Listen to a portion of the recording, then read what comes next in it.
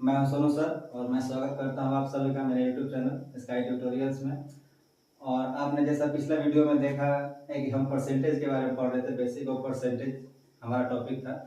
तो आज हम उसी को आगे कंटिन्यू करेंगे और आज हम जो टॉपिक देखने वाले हैं परसेंटेज में वो है भिन्न को प्रतिशत में बदलना। आज हम देखेंगे कि कोई यदि भिन्न है, फ्रैक्शन है, तो फ्रैक्शन को परसेंटेज में कैसे हम बदल सकते हैं।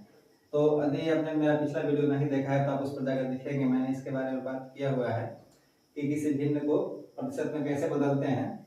तो वहाँ पर मैंने बताया था कि जब भी किसी फ्रैक्शन को जब हम बदलते हैं, भिन्न में बदलते हैं, जैसे मान लीजिए कि 1/5 एक भिन्न है, इसे यदि हमको बदलना है कि इसका प्रतिशत मान कितना होगा, परसेंटेज वैल्यू निकालना है, तो क्या करते हैं, सीधा इस वैल्यू को 1/100 से मल्टीप्लाई कर देंगे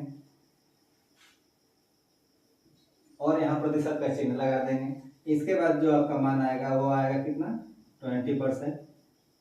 तो यही 20% जो है किसका मान होगा बच्चों, तो यही 20% जो मान होगा बच्चों, या 1/5 जो भिन्न है उस भिन्न का क्या होगा, परसेंटेज वैल्यू होगा।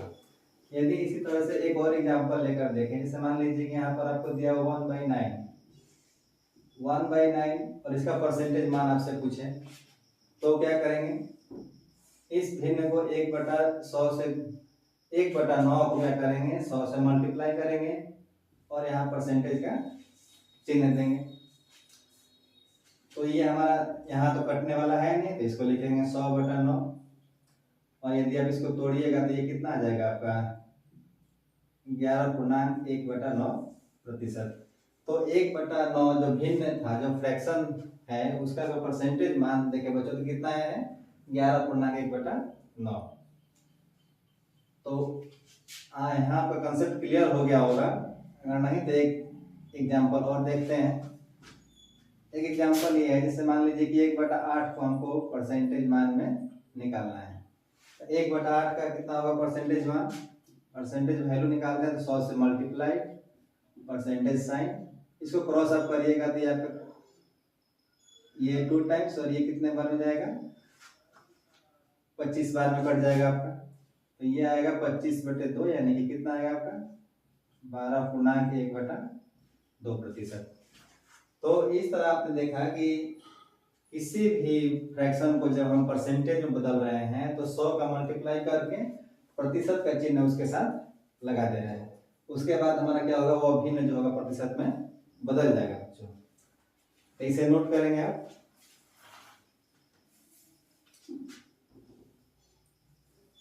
अब इसी फ्रैक्शन का जो परसेंटेज वैल्यू है, इस परसेंटेज वैल्यू को यूज करके भी हम परसेंटेज का मान निकालते हैं। जैसे 2/3 है, 5/7 है, इन सब का जब फ्रैक्शन मान हम निकालते हैं तो क्या करते हैं, फिर 100 से मल्टीप्लाई नहीं करते, इन सभी परसेंटेज वैल्यूज का ही यूज करते हैं। कैसे उसे यूज करेंगे, आइए देखते हैं उसको। तो इसे मैं मिटा देता हूं।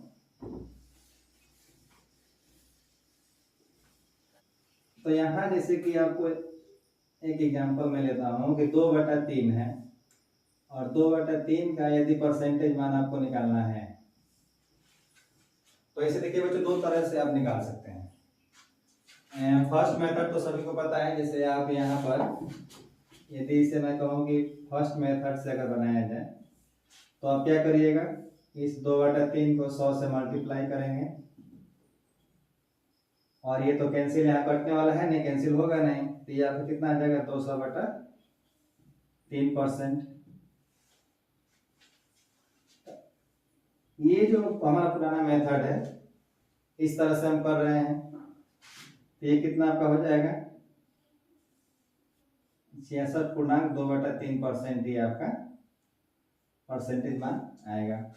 लेकिन हम आपसे कहेंगे कि आप इस फर्स्ट मेथड को फॉलो ना करके इस सेकंड मेथड से जाइए। सेकंड मेथड क्या कह रहा है, 2/3 जो मान है इसको आप इस तरह से लिख सकते हैं, 2 गुना 1/3 ऐसे लिख सकते हैं। अब देखिए इस 2 गुना 1/3 को जब लिखेंगे तो 2 को ऐसे रहने दीजिए, इस 1/3 जो भिन्न है इसका परसेंटेज मान को यहाँ लिखिए। इसका परसेंटेज मान कितना होता है, 33.1/3%। अब इसे मल्टीप्लाई कर दीजिए। तो देखिए ये भी आंसर उतना ही है, ये भी आंसर उतना ही है। लेकिन ये जो सेकेंड मेथड है, जब आप प्रश्न को सॉल्व करिएगा तो ये सेकेंड मेथड आपके लिए काफी हेल्पफुल हो जाता है, ये काफी मददगार होता है। जब 100 से गुना करने जाइएगा तो क्या होगा कि वहां आपका समय बर्बाद होगा। ये इसी कॉन्सेप्ट पर एक और एग्जांपल मैं दिखाता हूँ आपको। जैसे एक एग्जांपल ये देखते हैं कि जैसे मान लीजिए कि हमारे पास 3/8 है, 3/8 एक भिन्न है, 3/8 का हमको परसेंटेज मान निकालना है। तो अब बच्चों हम इस फर्स्ट मेथड को फॉलो नहीं करेंगे, 100 से गुना करेंगे फिर परसेंटेज निकालेंगे, उतना लेंदी हम नहीं जाएंगे। हम क्या करेंगे, सीधा इसको इस फॉर्मेट में लिखेंगे, 3 गुना 1/8 ऐसे लिख सकते हैं। 3 गुना दीजिए और 1/8 का फ्रैक्शन मान हमको पता है कितना होता है, 12.1/2%। 12.1/2%। इसको गुना कर दीजिए सीधा। जब गुना करेंगे तो कितना आएगा, ये आपका 12×3 = 36 और यहाँ 3 आएगा। अब यहाँ एक चीज नोट करेंगे बच्चों कि यहाँ देखिए 3 जो है अंश का मान जो है हर से ज्यादा है, तो ये भी आपका टूटेगा। इसको भी पूर्णांक में जब आप तोड़िएगा तो 3/2 को आप इस तरह से भी लिख सकते हैं। तो यहाँ जो एक वैल्यू है वो आगे क्या करती है, आगे की तरफ पूर्णांक में शिफ्ट करके उसमें ऐड कर देंगे। तो 36 से एक यहाँ से लिए कितना हो गया, 37 और यहाँ बचेगा 1/2। तो ये आपका आंसर है किसका, 3/8 का। यानी कि 3/8 का जो फ्रैक्शन माना गया, जो फ्रैक्शन है उसका परसेंटेज मान कितना आएगा, 37 × 1/2। तो यहाँ पर अपने कॉन्सेप्ट देखा है कि जब फ्रैक्शन इस तरह का फॉर्म में दिया हो तो उसे मल्टीप्लाई के फॉर्म में कर दीजिए। और छोटा फ्रैक्शन जो है, जैसे 1/8 यहाँ पर हमारा था, तो उसका परसेंटेज मान आपको पहले से पता है आपको, तो उसका परसेंटेज मान यहाँ पर रख दीजिए, इसको मल्टीप्लाई करिए और आंसर आपका सीधा आ जाएगा। एक चीज आप नोट करेंगे बच्चों यहाँ पर कि 1/2, 1/3 ऐसे करके 1/20 तक का जो परसेंटेज मान है आप उसे निकाल कर रख लेंगे अलग से और उसे याद कर लेंगे।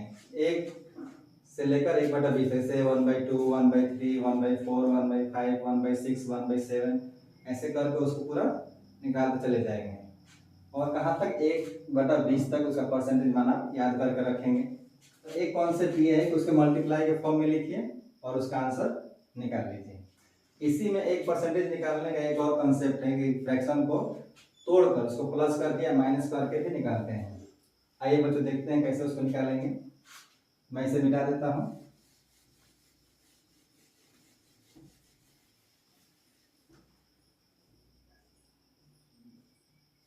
जैसे देखिए यहाँ पर एक भिन्न अगर हम लेते हैं तो एक भिन्न इस तरह से देखिए, जैसे 11/12 एक भिन्न है, इसका जब हम परसेंटेज मान निकाले तो कितना आएगा, 11/12। तो इस 11/12 को आप इस तरह से लिख सकते हैं, 1 - 1/12 लिख सकते हैं कि नहीं बच्चों। देखिए 12 एकम 12, 12 में से 1 गया तो कितना है, 11। तो 11/12 को आप लिख सकते हैं 1 - 1/12। तो 1 का जो परसेंटेज मान होगा कितना होगा, 100%। और 1/12 का जो प्रतिशत मान होगा, अभी मैं बात कर रहा था कि 1 से लेकर 1/20 तक, जैसे कि 1, 1/2, 1/3, 1/4। तो 1/12 का जो मान आप निकालिएगा तो ये आएगा आपका 8.1/3%। अब क्या करिए कि इसका डिफरेंस ले लीजिए। जब यहाँ 100 से मल्टीप्लाई करने दीजिएगा तो थोड़ा लेंदी हो जाएगा, लेकिन ये इजी है। आपको अभी लेंदी लग रहा होगा, समझ रहे हैं इसलिए, जब आप इसको समझ जाइएगा, जब इसको थोड़ा प्रैक्टिस करिएगा तो ये आपके लिए बहुत आसान हो जाएगा। सब प्रैक्टिस का खेल है बच्चों। अब इसको माइनस करना है तो क्या करेंगे, इस 8 को 1 बढ़ा दीजिए। देखिए परसेंटेज में जब डिफरेंस लेते हैं, घटाव लेते हैं, तो कैसे करते हैं, छोटा सा कॉन्सेप्ट है, उसको समझेंगे। तो 100 में से इस 8 को 1 बढ़ा दीजिए तो कितना हो जाएगा, 100 में से 9 गया तो कितना बचेगा आपका, 91। अंश को हर से माइनस कर दीजिए, तो 1 है तो 3 में से 1 गया तो कितना बचेगा बच्चों, 2। और नीचे वैसे का वैसे ही लिख दीजिए। 8 को 1 बढ़ा दिए कितना होगा, 9। तो 100 में से 9 गया तो 91। और अंश को हर में से घटा दीजिए, तो 1 है तो 3 में से 1 घटाएंगे तो कितना आएगा, 2। और बटे में कितना आएगा, 3। हर वैसे का वैसे ही रहेगा बच्चों, हर में कोई चेंज नहीं आएगा। तो आइए एक और इसी कॉन्सेप्ट पर एक एग्जांपल और देखते हैं हम।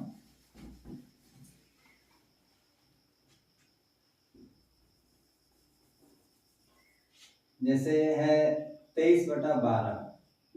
एक यदि हम और एग्जांपल ले इसी कॉन्सेप्ट पर, ताकि आपका जो कॉन्सेप्ट है क्लियर हो जाए, तो इसको लिख सकते हैं 2 - 1/12, 2 - 1/12 लिख सकते हैं। 12 में 24, 24 में इसे कितना 23, 23/12। तो इस फ्रैक्शन को इस फॉर्म में लिखेंगे और 2 का जो परसेंटेज मान होगा कितना होगा 200 माइनस, और 1/12 का मान अभी आपने देखा परसेंटेज में क्या होगा बच्चों 8.1/3%। अब इसको माइनस कर दीजिए, सेम उसी पैटर्न को फॉलो करेंगे। 8 को एक इंक्रीज करेंगे तो कितना हो जाएगा 9। 200 में से 9 घटा दीजिए तो 191। 1 को 3 में से घटा दीजिए कितना आएगा 2, और हर एज इट इज रहेगा। यानी कि इस का जो मान आएगा हमारा 23/12 का जो फ्रैक्शन का जो परसेंटेज मान है वह कितना है 191.2/3%।